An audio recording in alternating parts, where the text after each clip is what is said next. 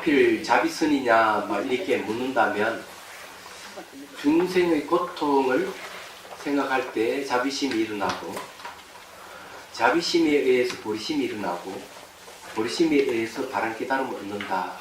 이 하모툭퉁 선사께서 하신 이야기예요. 달라이 라마 스님도 모든 수행의 바탕은 자비여야 된다. 이렇게도 얘기를 하고 있고요. 대승경전에는 한결같이 대승불교의 수행의 핵심은 대비심에 있다. 이렇게 얘기를 하고 있습니다. 그렇기 때문에 우리가 공부하는 자비선 하는 게 이제 이때까지는 그 10년 전에 나온 책은 반쪽짜리였다면 지금은 이제 이 원쪽짜리 자비선이에요. 그 사이에 이제 자비희사이란 사무량심의 단계까지는 제가 기술을 했지만 그 다음에 지 단계는 제가 얘기를 못했습니다. 지혜지자. 그래서 이제 10년 만에 비로소 이제 대승의 수행 체계를 분명하게 이제 기술하게 됐습니다. 그래서 이제 대승기신론에 이제 근거를 해서 수행 단계를 수행 방법과 단계를 결정하고 또 거기에다가 이제 시부도회와 하두창구법의 수행 단계까지 정말 이렇게 쭉 해통을 했습니다. 그게 이제 제 2권 이 책이에요. 근데 이제 제 1권은 이제 자비희사 사무량심을 근거해서 수행을 하는데 사무량심 수행법을 이제 그 전에 기술하지 않았지만 요번에 여기는 이제 수록되어 있습니다. 수록되어 있고 그 다음에 이제 기본적으로 이제 앞에는 총론의 자비선의 총론이고 그 다음에 이제 자비수관 그건 사무량심 수행 이렇게 되어 있고 마지막에는 이파사나 16단계의 이제 부록으로 들어가 있습니다. 그럼 어쨌든요 확고하게 이제 이 자비선을 천명할 수 있어서 좋다 이렇게 이제 생각을 합니다. 자 14페이지를 보십시오. 박수를 한번 치고 시작하죠. 네. 고맙습니다.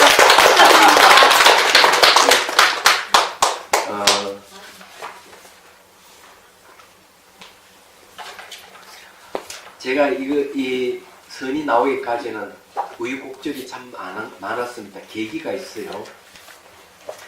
잘못된 수행, 폭력지이고 그런 무시무시한 그런 수행, 그런 수련법이 등장함으로 해서 자비락하는 걸 떠올리게 됐던 거예요. 그래서 자비선이 등장하게 됐다. 이렇게 생각하시면 됩니다. 자, 제가 이제 읽어볼게요. 14페이지 보십시오.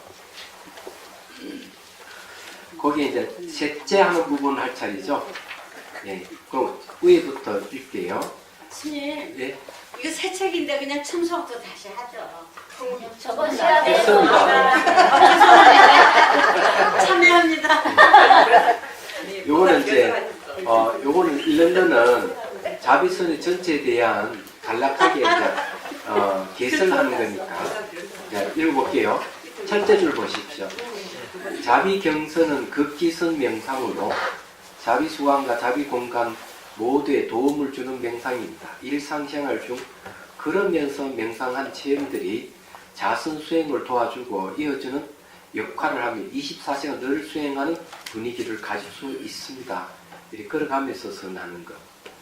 저게 전주에 그 명상 지도자 협회 회의를 했어요. 회의를 해가지고 내년 4월달부터 10월달까지 한강을 걷다 해서 걷기 명상을 이제 실시하기로 했습니다. 그래서 아마 그 서울시하고 이렇게 해서 할 거예요. 그래서 이제 그러면서 명상이 된다. 그러면서 명상을 한다. 하는 게 굉장히 중요해요. 이 왜 중요하냐면은 우리는 그냥 많이 걷습니다.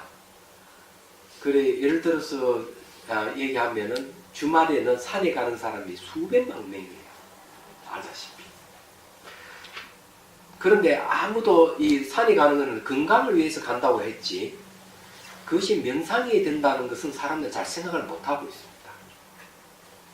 그런데 이렇게 걸으면서 명상이 된다 하는 것은 기본적으로 내가 몸도 건강해지지만 거기에 정신도 건강해진다는 얘기예요.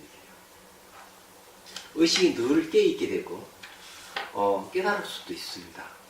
이게 아주 중요해요. 그래서 팀 라칸 스님은 이런 말을 했는데 참 그 명언이라고 저는 생각해요. 걷는 것 이것은 세계 평화의 길이다. 그러니까 막 생각해 보면 그 이해가 돼요. 우리는 의식이 머리에 있을 때는 내도록 생각합니다 하면서 나 살고 너 죽자는 생각이 더 많아요. 니 살고 나도 살고 하는 것보다는 니 죽고 나 살자는 게 더 많아요. 생각이. 근데 의식이 발바닥에 있으면은 그건 니 죽고 나 사자 하는 생각이 안 일어납니다. 그리고 스트레스 받는 것이 훨씬 줄어들어 버려요. 걷는 것만 하더라도 머리가 시원해지죠. 그만큼 범죄율이 줄어듭니다. 걷기만 하더라도. 그래서 걷기만 하더라도 뭐 총을 쏴대고 죽이는 일의 행위가 멈춰지는 거예요. 그래서 걷는 것이 평화의 길이라는 말이 맞는 거예요. 그러면서 땅과 나의 관계, 그러면서 공기와 나의 관계, 서로 접촉해서 일어나는 관계성, 또는 보이는 사물들, 냄새, 소리 이런 것들 전부 오감을 통해서 몸하고 서로 접촉하죠. 이런 접촉을 통해서 깨달음이 올 수가 있는 거예요. 능경에 그러잖아요. 물을 이렇게 착 띄었는데 물이 몸에 딱 접촉하는 순간 깨달음을 얻고, 그 다음에 걸어가다가 가시가 탁 찔려가지고 그냥 아야 하는 순간 깨달음을 얻고, 이게 능경에 나오잖아요. 그래서 이제 그러면서 우리는 깨달음을 얻을 수 있다는 건 굉장히 좋아요. 그래서 이게 극기선 명상을 정립을 했는데 여기는 기본만 실려 있습니다. 그래서 내년 상반기까지는 책을 제가 하나 내요. 명상.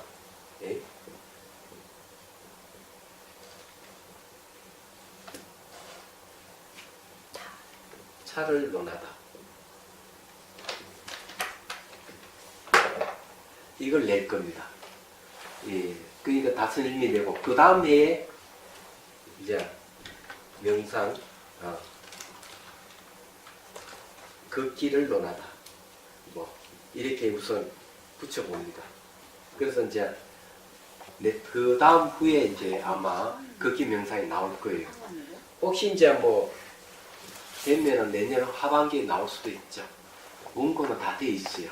돼 있기 때문에 우선 이제 이 책부터 냅니다. 이게 이제 3권이 되고 이건 4권이 될 거예요. 그래서 이제 매년 한 권씩 낼 생각을 하고 있습니다.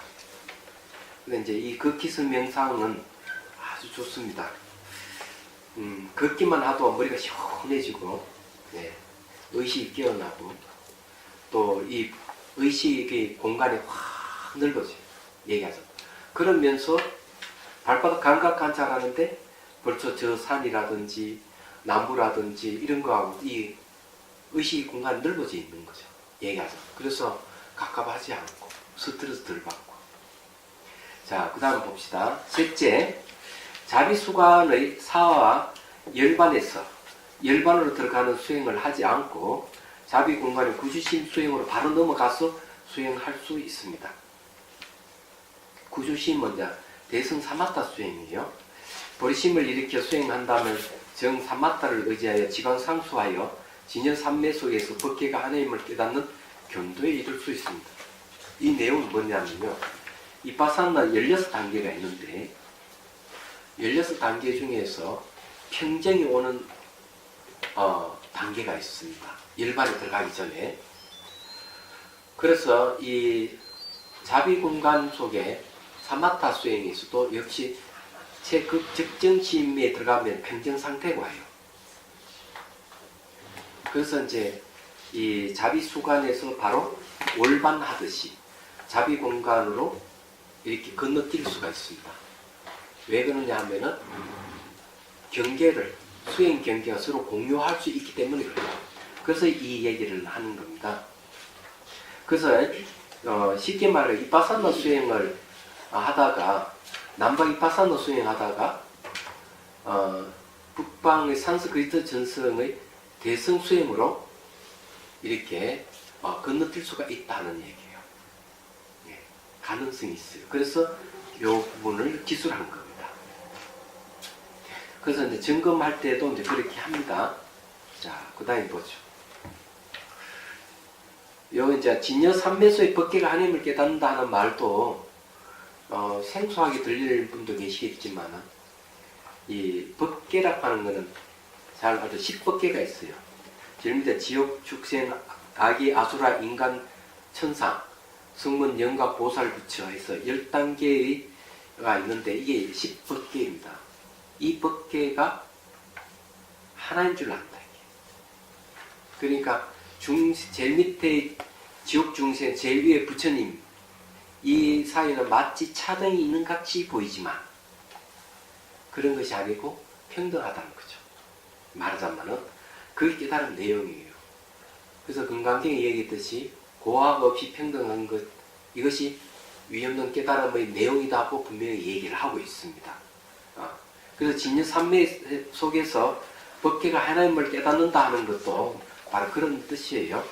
자, 그 다음에 경선은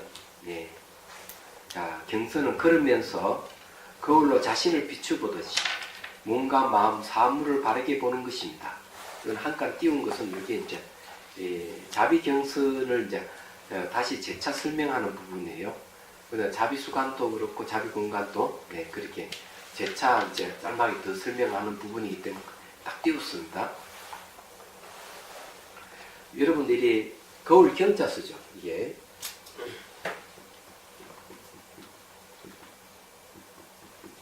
경선이에요. 이 경선은 두 가지가 있는데 하나는 행경선이 있고 또 하나는 자아경선이 있습니다. 걸어가면서 하는 극기명상이지만은 내가 앉아서도 경선을 할 수가 있어요. 근데 이 거울이라 하는 말이 왜 들어갔을까 하는 거. 마음의 본성 중에서요.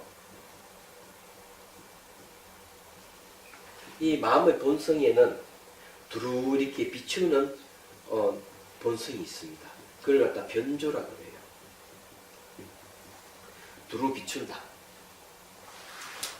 그래서 이 마음은 두루 쫙 비추고 있는데 우리는 번뇌 때문에 그것이 드러나지를 않는 겁니다.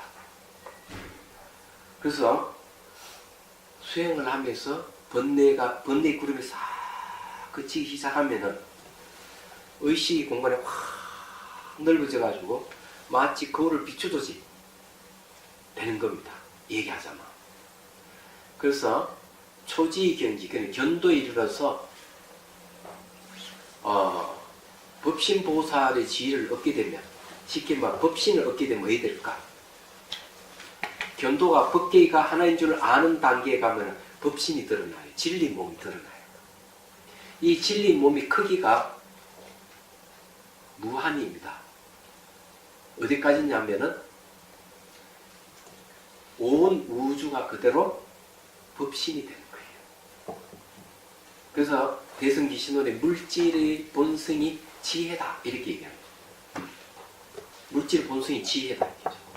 결국 물질이라 하는 것도 마음의 표현이 지나지 않는다는 거예요. 그래서 의식 공간이 확 넓어지는데 법신 보살의 지혜에 이르기만 하더라도 그걸 알 수가 있어요. 성인이 경계에 들어가면. 근데 그 전에 이 경선을 하게 되면 조금씩은 단 체험을 해요. 얘기하자면. 그래서 이제 거울로 사물이 비춰보듯이 자기뿐만 아니라 모든 것을 싹 비추는 경계에 가는 거예요. 자기도 비추고 사물도 비추고. 그게 변조예요. 이 마음의 본성 중에 하나입니다. 이게. 그래서 여기에서 이제 거울 경계와 경선이 나왔어요. 그래서 이 수행을 하게 되면 마음의 공간이 넓어집니다. 본성이 그러하듯이. 그래서 여기서 걸으면서 거울로 자신을 비춰보듯이 몸과 마음, 사물을 바르게 보는 것입니다. 거울은 사물을 비출 때 분별 없이 있는 그대로 비춥니다. 명상에서 반응하는 몸과 마음은 까르마 현상이므로 이를 가감없이 봐야 합니다. 내가 반응을 하는 건 전부 다 까르마예요. 그래서 누가 무슨 말을 했는데 그 말에 영향을 받아가지고 가슴이 막 쿵쾅쿵쾅 뛴다. 막 화가 머리까지 올라온다. 갠선이 막 미소가 지어진다. 이건 뭡니까? 반응하는 거죠. 이런 반응하는 걸 까르마라 그럽니다. 마음의 움직임이죠. 그래서 원효 스님께서도 이렇게 얘기를 합니다.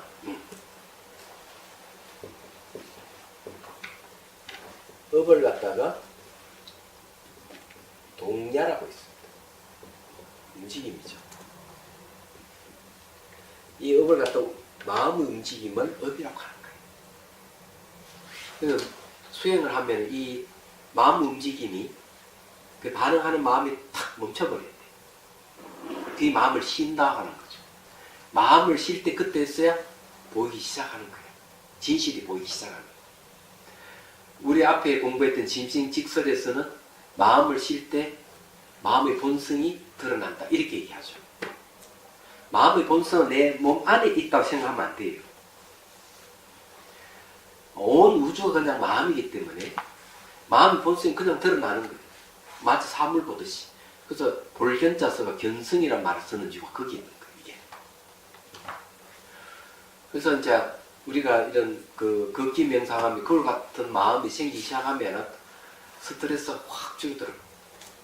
그러면 누가 스트레스 주는 사람을 만나면 대처할 수 있는 능력이 생겨요. 이 걷기 명상에, 걷기 선명상에 이렇게 하죠. 어떻게 하느냐? 보려고 하지 말아라. 들으려고 하지 말아라. 느끼려고 하지 말아라. 그냥 보고, 그냥 듣고, 그냥 느끼. 그냥 그런 상태를 알아차리고 있어. 그래서 누가 막 과음을 지르고 이러면은 얼른 그냥 있는 거예요.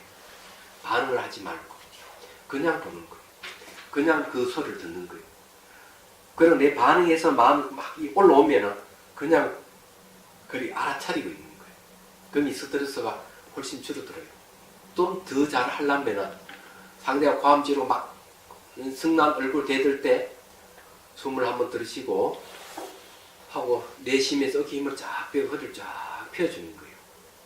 그렇게만 해도 스트레스가 훨씬 줄어듭니다. 얘기하자면. 근데 경선은 아주 가벼운 거는 그렇게 하는 거예요. 얘기하자면. 근데 그것이 이제 이 비추는 마음을 냅니다. 그래서 그 다음에 보십시오.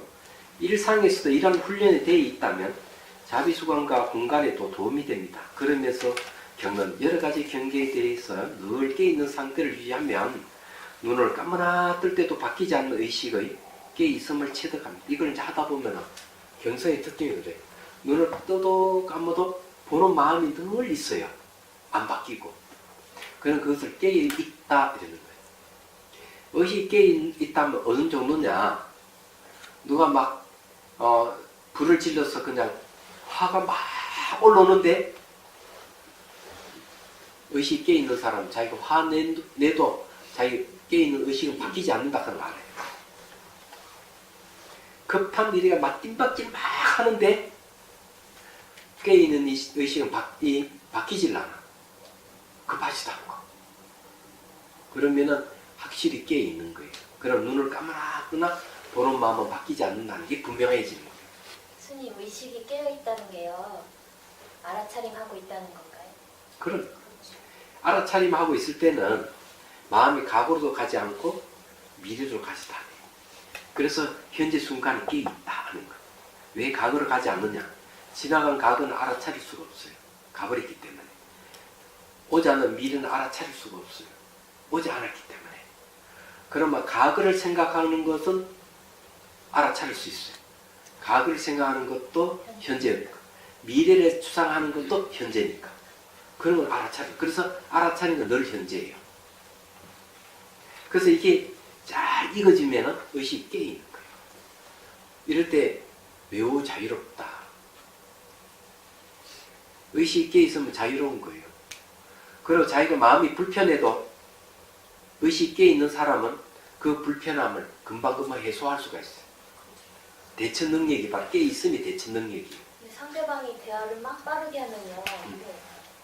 알아차림이 놓칠 수도 있잖아요. 그렇죠. 놓칠 수도 있지만은 알아차림이 이제 확립이 돼야 돼.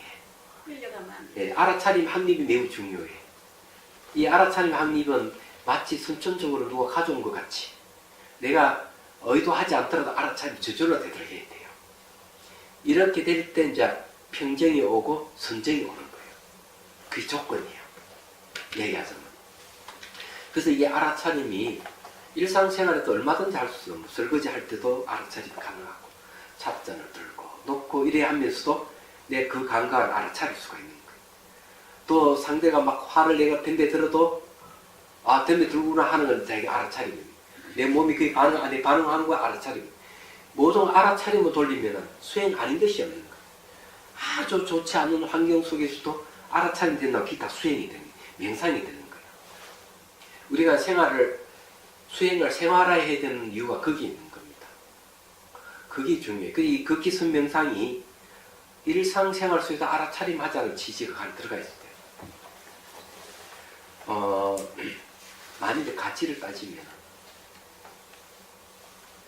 여러분들이 혹시 이제 가치를 어디 둡니까? 세속 사람들이 가치는 명예를 들고 있고 지위를 들고 있습니다. 명예와 지위가 있고 재산이 많은 것. 이것이 최대 가치일 수가 있어요. 그래서 돈이 많고 이런 사람들은 국회의원에 나가려고 하고요. 예. 근데 돈이 많다 하는 것은 일단 충족됐죠. 그 힘을 가지고 이제 국회의원이라 하는 지위를 얻으려고 하고, 그다음 명예를 얻으려고 하는 거예요. 얘기하잖아. 이게 대다수 사람들 로망이야. 얘기 들어보면. 그런데 그건 좀 후망하죠. 좋은 직장이라든지 높은 지위라든지 그런 명예라 하는 것은요. 지속성이 없다는 거죠. 내가 죽으면은 아무도 그걸 알아주는 사람이 없을 뿐만 아니라 죽을 때도 명예를 가져갈 수도 없고 지위를 가져갈 수도 없고 죽으면 그 다음에 재산을 가져갈 수가 없어요. 안 되는 거예요. 이게. 그런데 의식이 깨있는 것은 다른 거예요.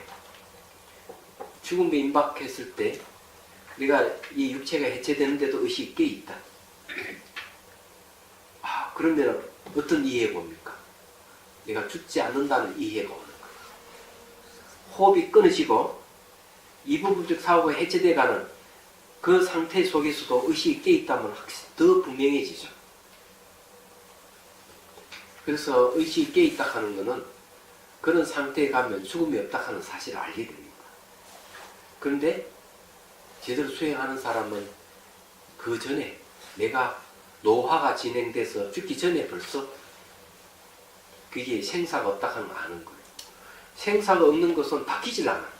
이 생이 있든지 다음 생을 가든지 안 바뀌는 거예요. 이게 최상의 가치인 거예요. 얘기하자면. 명예와 재산이나 지위는 얼마든지 바뀔 수가 있는데 그것 때문에 칭송을 받을 수도 있지만 욕을 얻어먹을 수도 있죠. 그렇지 깨있는 의식은 욕먹을 일이 없는 거예요. 삶과 죽음에서 훌쩍 벗어나야 되죠. 그래서 이걸 우리가 수행하는 겁니다. 다른 건 아니에요. 자, 그래서 자비경선은 이른바 숨쉬지 않고 땀 흘리지 않는 참마음을 깨치고 체득하는 데에 목적이 있습니다. 참마음 곧 마음의 공성, 불성의 다른 이름입니다. 네, 여기서 하나 더 한다면 진심. 네? 우리 여기에서 얘기하는 누구요? 저기 보조국사의 진심 직설에서 말하는 진심입니다. 네. 자, 결론적으로 자비심을 중심에 두고 몸을 주된 관찰 대상으로 하여 나타나는 감각, 의식, 법을 관찰하고 사무량심과 사도변에 상응하는 수행 체계를 갖춥니다. 자비심이 중심이에요. 항상. 네. 이 자비심이 참 대단해요.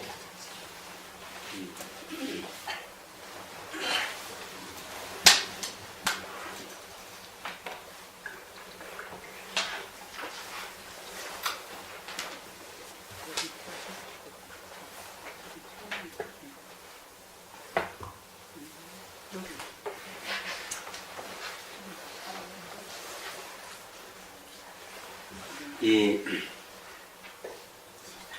자비심이 이제 2000년대부터 이 자비심이 자비락하는 말이 트렌드로 자리 잡기 시작했어요.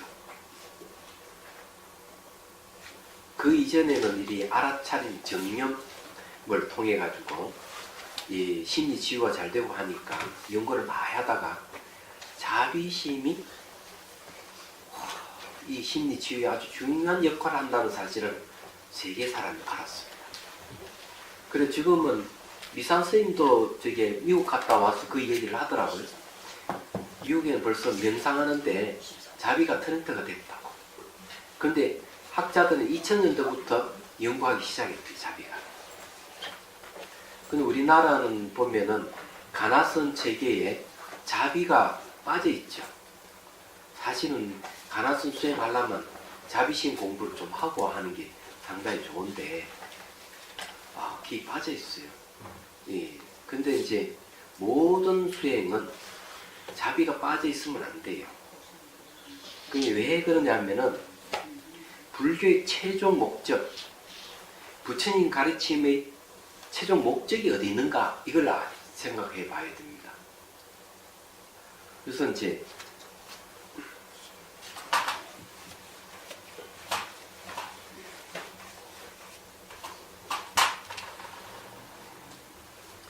자, 부처님의 지향하고의 체계의 목적하는 바가 있단 말이에요. 이 목적이 뭐냐 하면은 중생부재예요.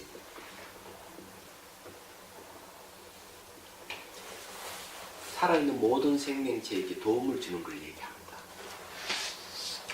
그러면 여기서 이 중생부재를 목적으로 하는데 뭐가 필요하냐 하면은 깨달음이 필요해요.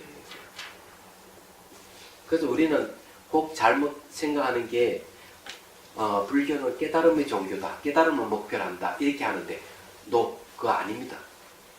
불교는 중생구제를 궁극으로 생각합니다.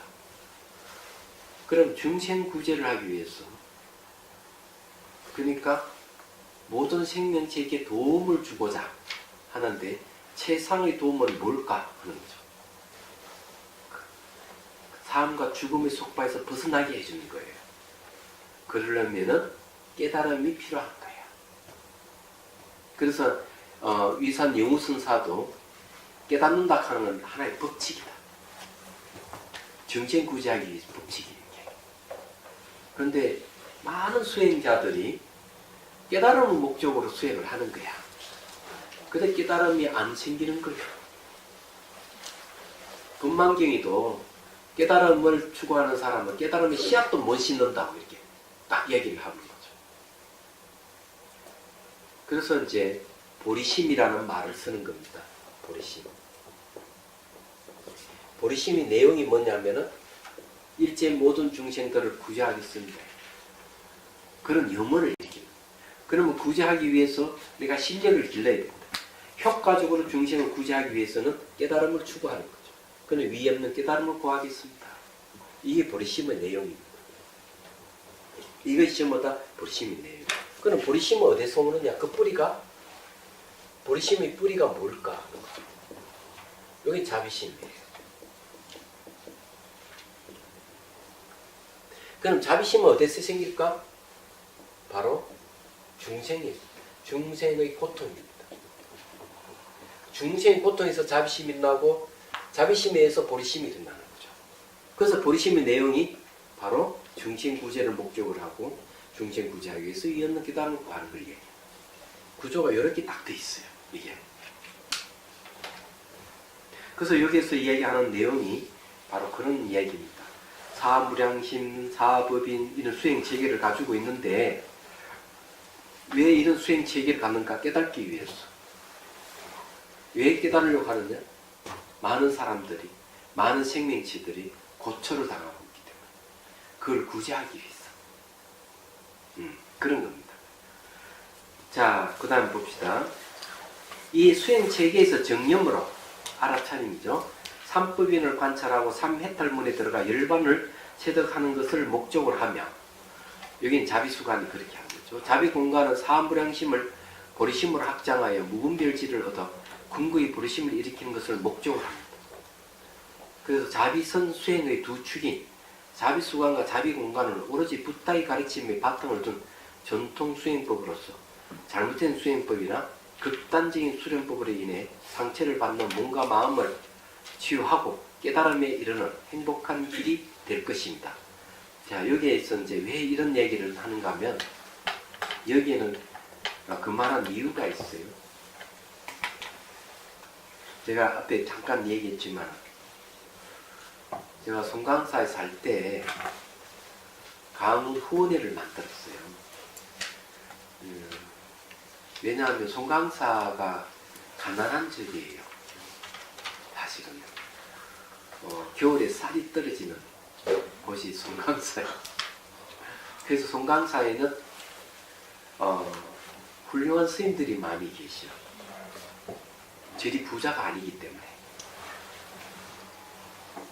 근데 학인 스님들 한 100여 명 정도 되면은 거기에 배치파리가 술차에 들어갑니다. 그래서 주지스님한테 가서 제가 번번에 손을 벌렸어요. 그래서 주지스님은 난색을 표하면서 도움을 주는 게 그리 많지는 않았어요. 왜냐하면 저리 살림이 어렵기 때문에. 그래서 제가 국여지책으로 생각했는 게 강원 후원이에요. 그래서 순천팀, 광양팀, 광주팀, 그 다음 마산 창원팀, 이 4개 팀을 운영했어요. 한 반 한 10명 정도 얘기하자면. 그래서 제가 강의해주는 조건이 뭐냐면 강원을 후원해주는 거예요. 그래서 강원에서 하는 책을 발간한다든지 소녀 가장독기를 한다든지 이런 걸 전부 다 강원 후원회에서 도움을 준 겁니다. 근데 제가 왜 이 얘기를 하는가 하면, 한 사람이 일주일 만에 깨닫는다 하는데 가보겠대요. 일주일만 깨닫는다? 그래서 처음 들어보는 이야기라서 제가 내용을 좀 알아야 될 거 아닙니까? 근데 그 말에 많은 사람이 거기 가겠다고 또 얘기를 하고 있으니까, 아니 강의하는 내 입장에서는 제가 그 수련법이 뭔지 알아야 될 거 아니에요. 그래서 이제 수습을 해봤더니만 그에 가가지고 수련해본 스님이 있었던 거지. 그 산 넘어 서남사 스님이에요. 서남사 스님이 송강사에 노전 스님으로 와서 계시고 있을 때니까. 그래 그 스님하고 차를 마시면서 제가 이 얘기를 끝낼 때 내 그 가고 잘 안 돼. 그래서 이제 어떻게 하는데 이러니까 다 때려 부수고 죽이고 없애고 이렇게 한다. 그러니까 점을 찍어 놓고 각을 기로 다 집어 넣고, 그 다음에 칼로 막 온몸을 다 자르고 얼어가지고 부수고 웅원수 넣어 집어넣어가 녹이고 이렇게 합니다. 그 말을 듣는 순간 깜짝 놀랐어요. 그래가 몸이 다 사라지는 것을 깨달음이라고 한다는 거죠. 근데 이게 어떤 문제가 있느냐 하면은, 여러분 알아야 될 게 3가지가 같다하는 거 알아야 돼요. 꿈과 상상과 현실이 같아요. 이 뇌과학에서도 이렇게 얘기를 합니다. 뇌과학에서 뭘 얘기하는 거냐면, 그전에도 얘기했지만 골프를 치는 사람에게 골프를 치게 하면은 모니터에 생시점이 딱 나타나요. 여기 연결돼 있고 두뇌하고 먼저 연결해가 딱 치면 생시점이 딱 옵니다. 이런 생시점이 이렇게 온다. 근데 골프채를 내려놓고 앉아서 상상으로 골프를 딱 치면 왜 될까? 상상으로 골프를 치도 똑같은 리듬이 생깁니다. 이걸 가지고 뇌과학에서는 상상과 현실이 같다는 걸 얘기합니다. 근데 꿈도 똑같아요.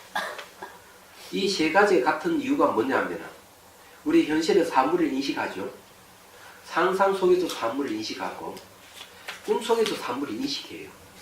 내가 사물을 인식할 때는 결과가 생기게 돼 있습니다. 그러면은 우리가 사람을 칼로 확 죽인다. 그건 범죄잖아요. 요즘 뭐 그런 일이 너무 많이 생기더라고요. 너무 안타깝게. 모욕당했다 해가지고 그만 불러내가지고 수면제 먹였어. 그럼 묻어버릴 때. 그럼 오늘 아침에 저기 KT하고 그 휴게실에 TV 나오더라고요. 깜짝 놀랐어. 자기 모욕당했어. 모욕 참을 수가 없다. 10년씩인데. 약을 타고 먹여가지고. 그럼 묻어버려. 자기 아들하고. 그런 거 자기는 죄책감이 있었는지 자살해버렸어요. 그러니까 그런 마음을 쓰면 안 되는 거죠. 생각해 보십시오. 그게 말이 되느냐 얘기죠. 그런데 상상으로 하는 것은 어떠냐 얘기죠.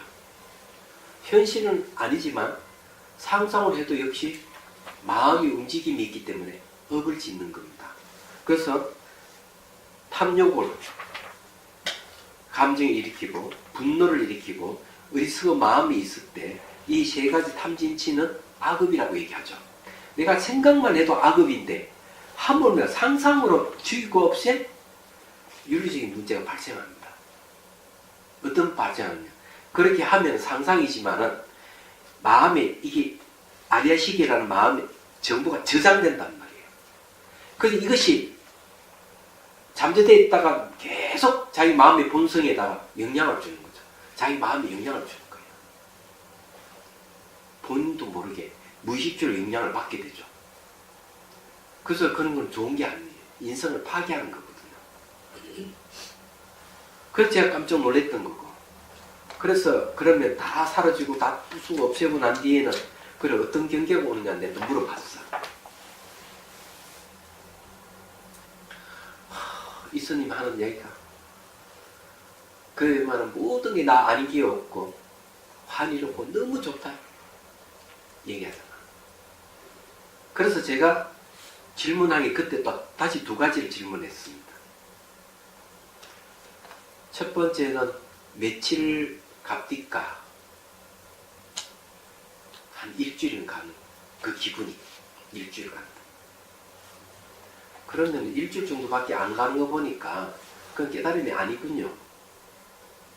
한번 깨달았으면 그것이 죽을 때 죽고 난 뒤에도 깨어있는 마음이 지속이 돼야 되는데 기껏해 일주일이요. 두 번째 내가 혹시 그러고 난 뒤에 의식은 좀 멍한 데 있지 않습니까? 이러니까 있으니 깜짝 놀라. 그거 어떻게 알았는지.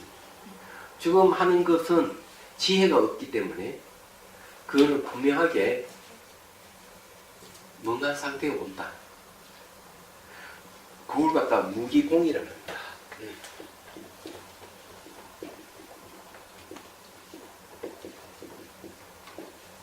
선도 아니고 악도 아닌데 텅 비어 있기만 해요. 그래서 멍한 상태가 멍한 상태. 제가 바로 그걸 지적했어요. 저 무기공이 어디 나오는가 하면 우리가 배웠잖아요. 육조단경에 홍같이 텅 비어 아무것도 없는 것 같이 툭 앉아있으면 무기공이 떨어진다 하고 육조했는 스님 얘기를 하고 그대로예요. 얘기합니다.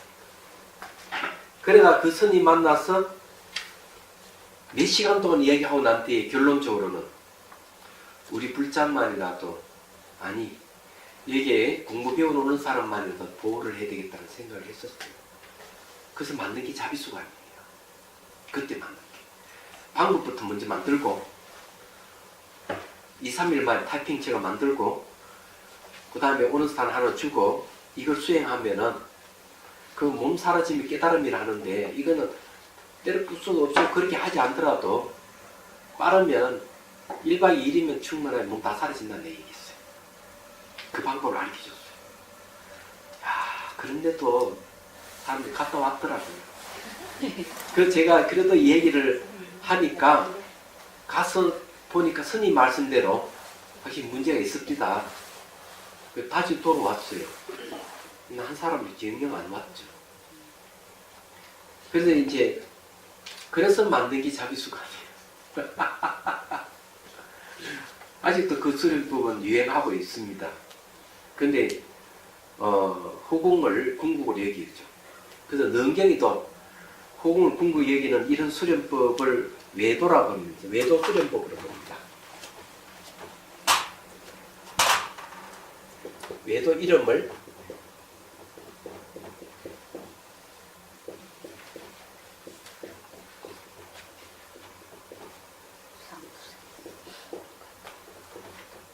한문으로 치면 이렇게 됩니다. 유상 무색 외도. 이거는 생각이 있다는 것이 유상. 그래서 추구하는 것은 물질이 없음을 추구하는 것. 그래서 이 말은 무슨 말인가 하면은 생각을 해가지고 다 떼부서 아무것도 없이 만들어서 호공에다가 자기를 붙인다 이래 돼 있어. 왜 외도 수행이에요? 이건 올바르지 않습니다. 지혜가 생기지 않아요. 그래서 이제 자비수관이라 하는 것은 그것 때문에 생긴 거고요. 네, 매우 창의적인 수행법입니다. 그 근거는 있어요. 도대체 뭘 근거로 해가지고 자비손, 자비수관이잖아요. 손숫자가 들어갑니다.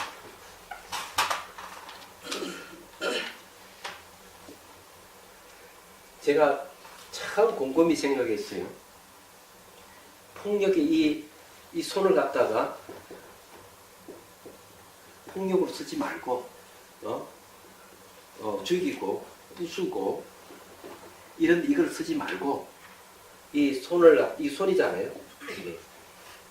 이 손을 바로 자비로 쓸 수 있는 게 자비손이에요. 그래, 왜 자비가 필요하다고 생각하면서 이 자비를 실현시키는 방법이 뭐가 있을까? 저 고민을 했어요. 그럴 때만 딱 떠오르는 게 있었습니다. 하음경에 보면 10가지 마음의 손에 대한 얘기를 하고 있어요. 그게 딱 떠오르는 거예요. 아, 그렇구나. 마음의 손. 거기는 지혜수라고 되어 있습니다. 하음경에는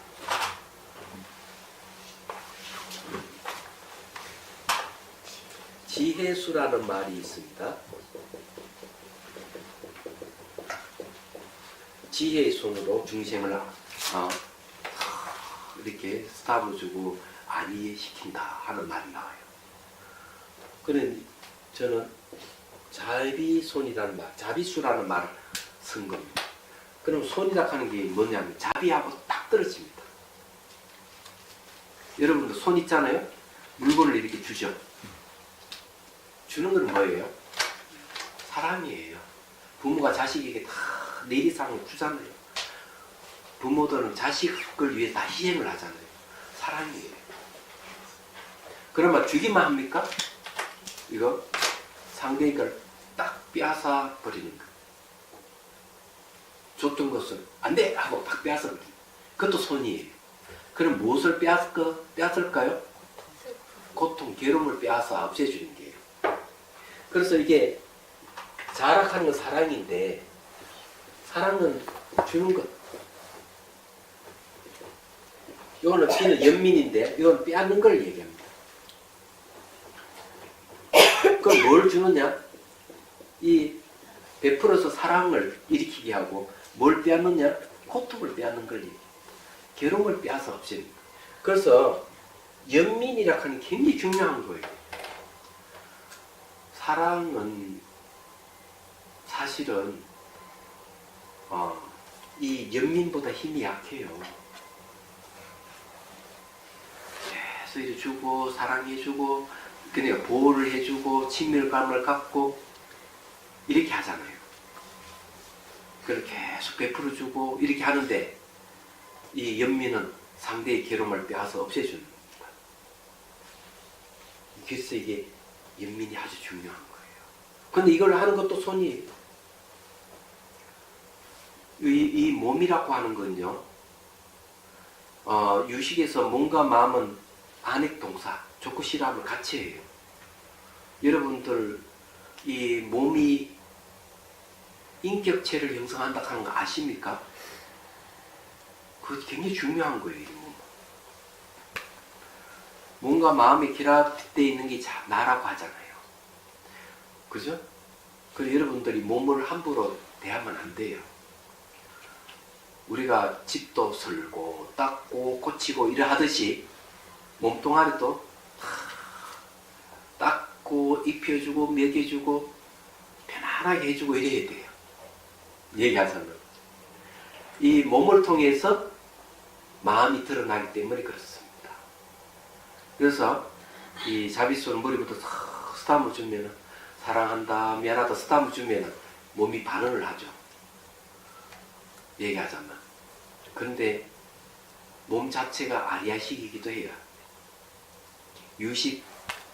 우리 유식 공부했잖아요. 몸이 그냥 아리아식이에요. 무의식이란 말이에요.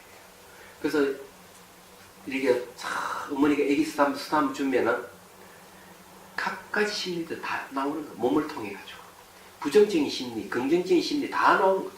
옛날 잠재되어 있던 거 다 튀어나오는 거예요. 그 어떤 사람은 너무 부정적인 게 너무 많이 나오니까 이 수행법 이상하다고 도망가는 사람도 있어. 사실 그런 건 아니거든요.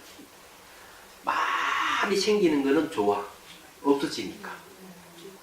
그래서 이 수행을 하면은 처음에 현상들이 많이 생기다가 점점 나중에 줄어들기 시작해요. 그러면서 뭔가 마음이 가벼워지기 시작하고 의식이 깨어나기 시작하고 거기다가 이 일어나고 사라지면 명확하게 볼 수만 있다면 지혜까지 생기는 거예요. 자비 감정도 생기고 지혜도 생깁니다. 그래서 이 자비수가는 지혜와 자비락 하는 두 마리 토끼를 잡을 수 있는 수행법이에요. 몸이 건강해지는 것은 그냥 덤입니다. 얘기하자면. 그러면서 이제 자비희사 네 가지 한량없는 마음을 닦기 시작하는 거예요. 자비수관을 통해서. 이건 중생을 위해서 자비희사 네 가지 한량없는 마음을 닦는데 이것을 확장하면은 자비공간이 돼요. 그걸 확장하게 되면 보리심을 일으키게 되어 있어요. 보리심을 근거로 한 수행이 자비공간이에요. 공하는 게 있잖아요. 이게 이제 궁극적 보리심을 궁극적인 보리심이에요. 공성이. 그래서 이 보리심은 자비심에서 일어나기 때문에 자비수관 하다 보면 자비심이 풍부해지잖아요. 그 다음에 이제 공성을 이제 알기 시작하면 공성이 궁극적인 보리심인 줄 알게 되는 거예요. 이 자비공간. 그래도 공자가 들어갑니다. 앞에 자비가 들어가는 이유가 어디 있겠어요? 그거예요. 근데 이 수행하면은 볼 관자 보기 시작하는 거예요. 뭘 진실을 본다 했죠. 그래서 자비공간이에요. 네.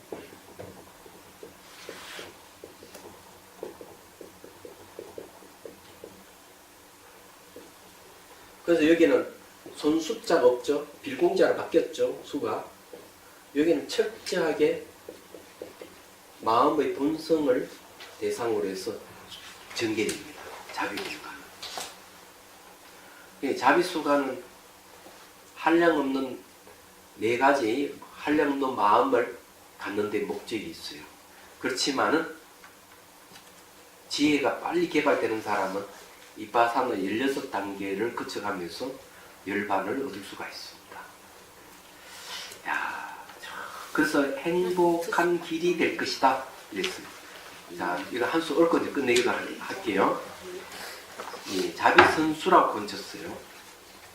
예, 자신의 내면을 들여다보는 것, 자기가 자기를 알아가는 것, 자기가 자신을 사랑하는 것, 자기 고통을 자기가 없애는 것, 자기의 잘못을 자신이 용서하는 것, 내가 나를 깨우는 것, 자기가 자기를 구원하는 것.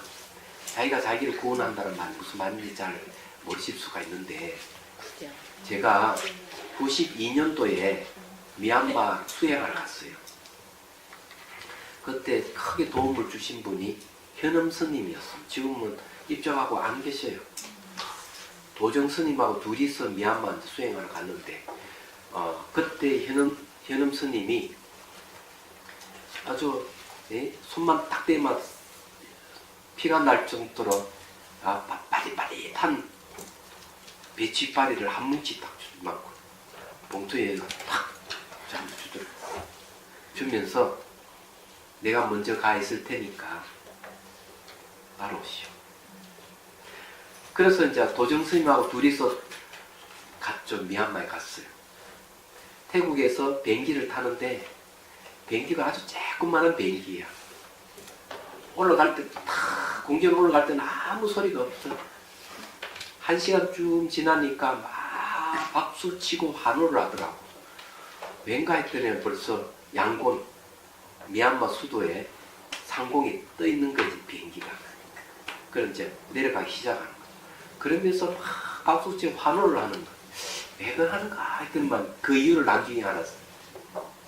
안 죽고 살아난 게 다행이야. 근데 비행기 하도 날아가가지고. 우리나라도 그랬어요. 예, 옛날에는 그랬어요. 박수 쳤어요. 그래가지고 이제 판디타라마에 이제 도착했는데 현음 스님이 벌써 와서 기다리고 있었어요. 현음 스님 도움을 엄청 받았어요. 그래서 수행해서 인테이블을 할 때는 꼭 현음 스님이 이제 영어로 이제 인테이블 통역을 해주고 이렇게 했습니다. 얘기하자면은. 근데 그 선방의 문 앞에 영어로 뭐라 이렇게 적혀 있어. 내 이야기를 하려고 좀 길게 한 거예요. 현음 스님 보고 이 영어로 뭐라고 적혀 있느냐 이러니까. 자기를 구제할 수 있는 건 자기 자신밖에 없다. 어느 누구도 대신해 줄 수 없다. 그 내용이 딱 그렇게 적혀 있어. 이야, 감동받았어요. 그래서 그 한 구절을 제가 따고 온 겁니다. 자기가 자기를 구원하는 것. 이것은 안에서 일어나는 혁명으로 바깥 경계에 전혀 동요되지 않으니 재간의 고통을 구제하는 지혜와 평안의 길. 이게 고맙습니다. 박수를 두 번 받았네. 자, 다음 시간에는 이제 본격적으로 자비선을 공부를 하겠습니다. 이 자비선은 이제 자비수관, 자비공간, 자비경선, 자비다선의 총칭이 자비선이에요. 그걸 이제 전체 개론을 이제 공부를 할 겁니다. 질문 있습니까? 없죠, 조금 다른 건데 예. 제 이 질문이 초를 치는 건지도 모르겠는데 제 생각이거든요. 예. 걸어가면서 계속 이제 감각도 느끼고 이 몸이 어떻게 움직이는지 이게 걸음에 따라서 그걸 느끼거든요. 예. 그러면서 제가 생각으로는 간세음보살을 염하고 있는 거예요. 그러면은 그 알아차림은 네. 안 생겨요. 그리고 연구를 하게 되면 집중력은 생겨요. 그런데 이제 이 걷는 것이 그만 발바닥이 너무 서운해할 겁니다. 그런가요? 그럼요. 입은 아주 좋아라 하겠는데. 근데 발바닥 감각을 느끼면 안 됩니다. 알아차리는 아는 거예요. 머리로 아는 게 아니고 적극 아는 것이 이 알아차림. 몸이 반응이 오잖아요. 그래 몸이 어떻게 내딛느냐에 따라서 네. 다르고. 그럼요. 그런 것도 다 이렇게 체크하는 거죠. 적극 체크하는 훈련을 반복해야 돼요. 그래서 있는 그대로 아는 훈련법이에요. 이제 죄송합니다. 제가 이제 갈 때가 돼서 그런지 관세음보살 남이야부터 관세음보살을 염하고 있더라고요. 그래서 지금 스님 말씀하고는 대치가 네, 되고. 명상 지도자 협회에서 우리가 극기 명상 얘기할 때도 네. 비슷한 얘기 나왔습니다. 사랑, 행복 이런 것을 외우면서 가는 것, 마하반자바람미설 외우러 가는 것, 이 비슷한 얘기 나왔는데 네. 제가 생각하는 극기 명상하고는 상당히 차원이 좀 다르다는 생각을 했어요. 네. 그래서 이제부터 좀 다르게 생각하고 있구나. 그러면서 그렇게 연구를 하듯이 하는 것도 괜찮겠다 이런 생각했는데 저는 한 번도 그 생각을 못했어요. 그렇지만은 저는 오로지 제 갈 길만 가겠습니다. 자, 10분 휴식.